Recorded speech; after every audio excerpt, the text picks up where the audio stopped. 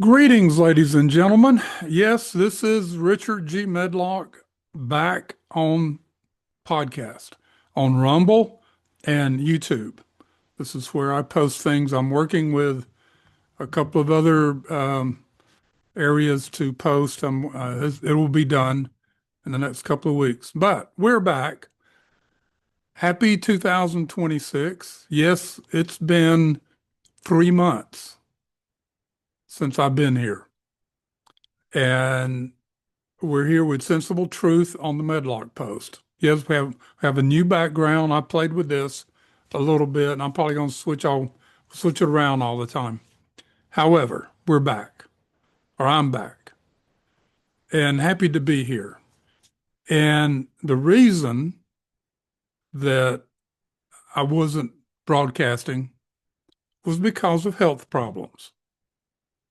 They weren't life-threatening, but they just put me down.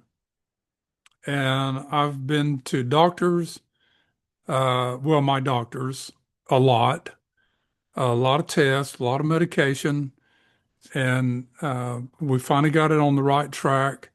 And I'm feeling a whole lot better. Like I said, it was not life-threatening. That wasn't the issue. It was just I had no energy. And of course, I had to teach my class, my college class, and I got through that. That was a challenge. And I probably didn't do the best job I could have because I didn't feel good. And I got a new class starting this week on Wednesday, and I'm really looking forward to that.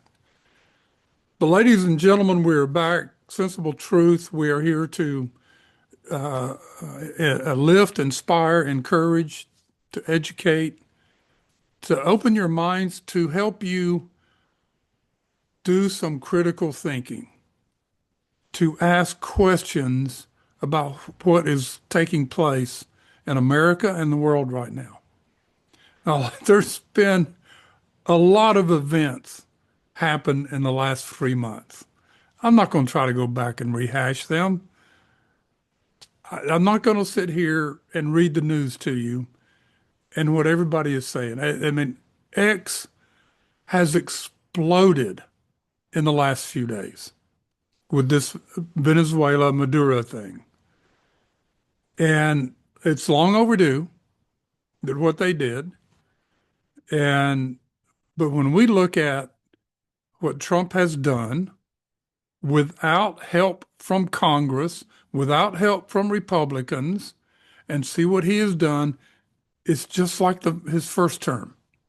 He's getting things done, but the Republicans are fighting against him. And that's got to stop. Do away with the filibuster, get some laws passed to prevent the Democrats, when they get control, to just undoing everything that Trump has done. It's that simple, folks. I've been pushing for doing away with the filibuster ever since it started. It was ridiculous. The same thing with the blue card. They can't get judges and attorneys through. All right, that's not how the Constitution was written. All right, so let's focus on today. We're in 2026. The 2026 year of our Lord and Savior Jesus Christ. What has happened in the last year has drawn people closer to Christ or their religion. They're asking questions. I looked at a lot of articles and some surveys and things. The young people, age 16 to 30 to 35, are looking to religion for answers. They're turning to the Bible. Now, of course, I, as a member of the Church of Jesus Christ of Latter-day Saints, I study the Bible. Matter of fact, this year we started in Sunday school yesterday studying the Old Testament. And I love the Old Testament. You've heard me quote from the Old Testament, from Isaiah to Moses and Abraham and the Psalms and Proverbs. You've heard me talk about those things and how they're pertinent to us today. So I believe in the Bible. We believe in the Bible. In hand with the Book of Mormon, another witness of Jesus Christ. Now, like all the other Christians, we're under attack. All Christian religions are under attack and will continue until Christ returns. Now, I was thinking about that the other day, and I've got a new picture on my desktop, and it's a picture of Christ has returned, and he has the Capitol building on one to his back right hand, and the Supreme Court building back his left side, and bunches of people there. Founding fathers, former presidents, Reagan, Roosevelt, Theodore Roosevelt, John F. Kennedy, and founding fathers and soldiers from all eras, from Revolution, Civil War on down. And then there's a group of people in the lower right-hand corner. One guy sitting there counting money. Other guy's he's on his phone, on the internet, and all this stuff, ignoring that Christ is standing there. But other people have turned to him. They're reaching out to him. They're recognizing him. And I started thinking, because the scriptures tell us when he comes, that he will set up his government on earth, a theocracy, if you will, and he will be the head. But he has revealed that there will be leaders around the world, righteous leaders, not all from my church, Latter-day Saints. No, the scriptures talk about righteous people. There are many people in this world that are trying to do the right things and follow Christ's teachings the best they can. That's all any of us can do. We all fall short. But I was sitting there looking at that picture yesterday, because at that time, as the book of Revelation tells us, there will be a first resurrection. And then at the end of the millennium will be a second resurrection. But the righteous will come forth in the first resurrection. So I'm sitting there looking at these pictures and seeing the founding fathers and so forth. And I asked myself this question. The founding fathers, who were righteous men, who believed in God and Jesus Christ in different ways, will they be part of that leadership? Will great leaders from the past, as they're resurrected, be part of that leadership? I don't know the answer to that.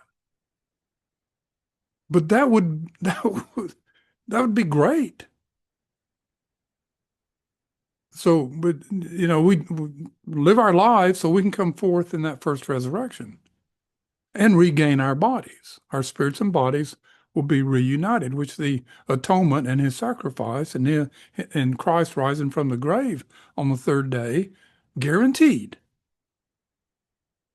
No matter our status, that our bodies and spirits will come together in perfect form. Our bodies will be perfect.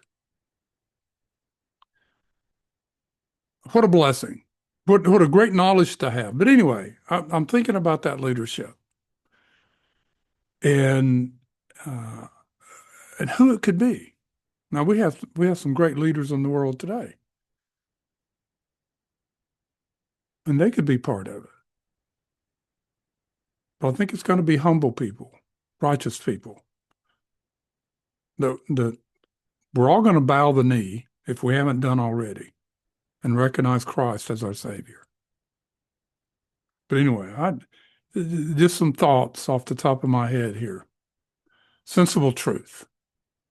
Sensible truth. If we're not looking for light and truth, we're not going to receive further knowledge to help us progress. We need light and truth. And where do we find it? In the Bible and the Book of Mormon. Now, I'm not preaching to try to convert anybody. I just want to use the resources that I have to help you understand what is happening today and somewhat about how we got here. Now, as we go forward, I'm going to lay out some things in more detail to help you understand these things, that you will understand why and how we're having this Muslim problem in the United States. This was planned a long time ago. I'm going to lay out the details in that, not today, but in future podcast. Today, I want to give you just some information to help you understand what we're facing because it happened in the past. Now, in the Book of Mormon is a record of the people on the Americas, North and South America. It's a record of that. It's a religious record and a secular record. It talks of wars. It talks of evil. But I want to bring here and read a few things to you to help you understand. Christ came to this earth. We started 1 AD. Lived his life. He was crucified. This is recorded on what happened on this continent in the book of 3rd Nephi, in the Book of Mormon. And there's records of it in the Bible, but not as detailed. He does say in the Bible in one point, says, I have other sheep of my fold to visit. This was after he was resurrected. Now, again, let me give you the backup history here. So Christ comes. He's born. The people here on this continent had 3 days of light, never got dark, and other signs. Never got dark. And those signs were predicted by a prophet years before. And then Christ is born, and people said, "Oh, wow!" I mean, there were the naysayers. They were threatened. People that were looking for the sign of his coming, his birth, were threatened that if it does not happen tonight, you will be killed tomorrow. And these people got on their knees and prayed for help. And that night, the signs came. Well, that convinced a lot of people that were naysayers to join, to follow Christ. And things progress. I mean, and things go, things were good for a while, but you always had evil. So this is in 19 AD. And we have a group of evil men called Gadianton robbers. And they get control of the government. They have some wars going on here from 1 AD to 19 AD. And they're getting control of the governments. They're disbanding cities and so forth, taking over cities, destroying things, killing people. This is in the 6th chapter of 3rd Nephi, starting in verse 20. And there began to be men inspired from heaven and sent forth, standing among the people in all the land, preaching and testifying boldly of the sins and iniquities of the people, and testifying unto them concerning the redemption which the Lord would make for his people, or in other words, the resurrection of Christ, and they did testify boldly of his death and sufferings, which we know about. It's in the Bible. Isaiah gives a great description of his sufferings. Continuing. Now there were many of the people who were exceedingly angry because of those who testified of these things. That is happening today. I want you to listen to this and picture what's going on today. Continuing. And those who were angry were chiefly the chief judges, and they who had been high priests and lawyers. Yea, all those who were lawyers were angry with those who testified of these things. Now, there was no lawyer, nor judge, nor high priest that could have power to condemn anyone to death, save their condemnation was signed by the governor of the land. Keep that in mind.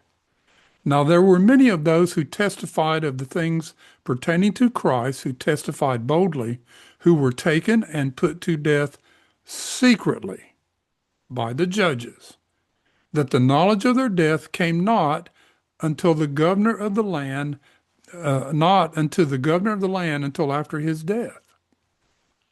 Now, behold, this was contrary to the laws of the land, that any man should be put to death except they had power from the governor of the land.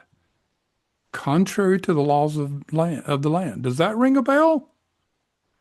Therefore, a complaint came up into the land of Zarahemla, to the governor of the land, against these judges who had condemned the prophets of the Lord unto death, not according to the law.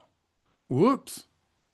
Now, it came to pass that they were taken and brought up before the judge to be judged of the crime which they had done according to the law which had been given by the people. Sound familiar? Now it came to pass that these judges had many friends and kindreds, and the remainder, yea, even almost all the lawyers and the high priest, did gather themselves together and unite with the kindreds of those judges who were to be tried according to the law. And they did enter into a covenant one with another. These are the bad people.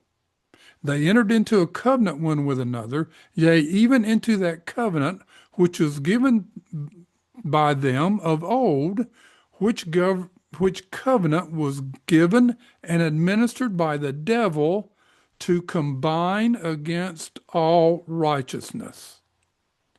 Therefore they did combine against the people of the Lord and enter into a covenant to destroy them and to deliver those who were guilty of murder from the grasp of justice, which was about to be administered according to the law. And they did set at defiance the law and the rights of their country, and they did covenant one with another to destroy the governor and to establish a king over the land, that the land should no more be at liberty, but should be subject unto kings. Put that into context of today. Now, if you want to go back and read this, 3 Nephi chapter 6, starting in verse 20, you can download a Book of Mormon app. Just go in your app store, just type in Book of Mormon, and you can research all this. Now, let's go to the next chapter.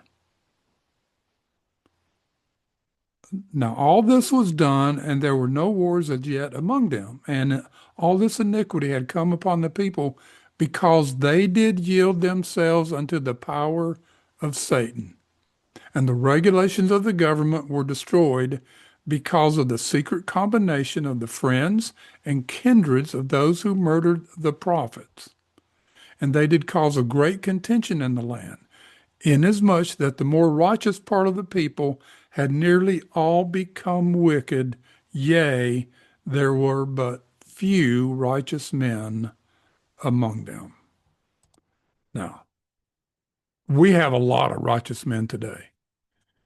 But when you listen to this, and if you get a chance to go read it, you will understand. That was in chapter 7. You will understand they're describing, they went through the same thing that we're going through today. These evil people are out to destroy the law. They're out to destroy freedom and liberty. They're out to destroy the Constitution. They fear the Constitution. Obama said it is too limiting. It was created that way to limit the government. But the government has overstepped those limits multifold. And we're trying to rein it back in. So when we look at what's going on today, take the Maduro thing, the connection to 60 senators, 60 U.S. senators received money from Maduro, from Venezuela, to protect him. Republicans and Democrats. And it was like 15, 16 Republicans. John Thune was on that list. Mitch McConnell, and of course the Democrats too.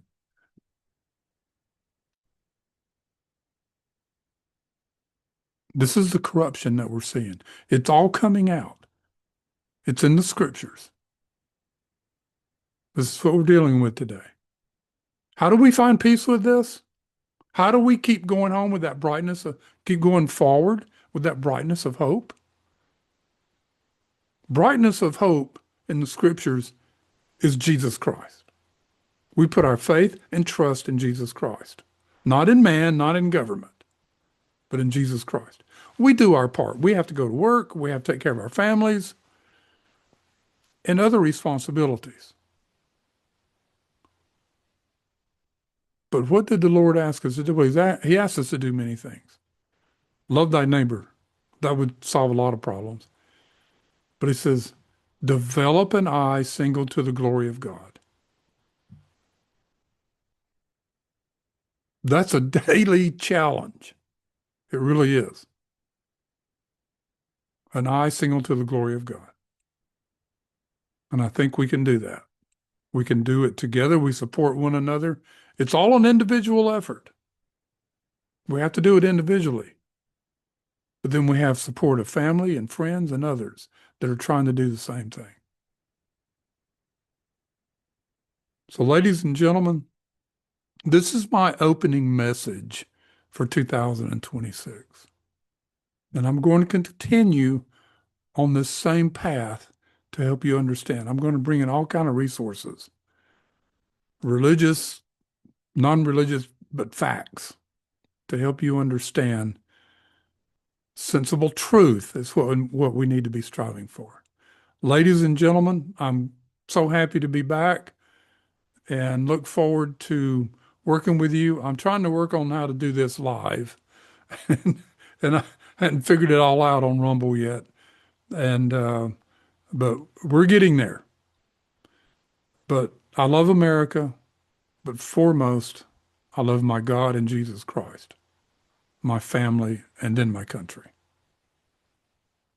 It's our priorities. What are our priorities? This is how we bring peace to ourselves in these troubling times. Thank you, ladies and gentlemen, for supporting me through the years, and I look forward to the future. May God bless you, and may God bless America. Have a great day.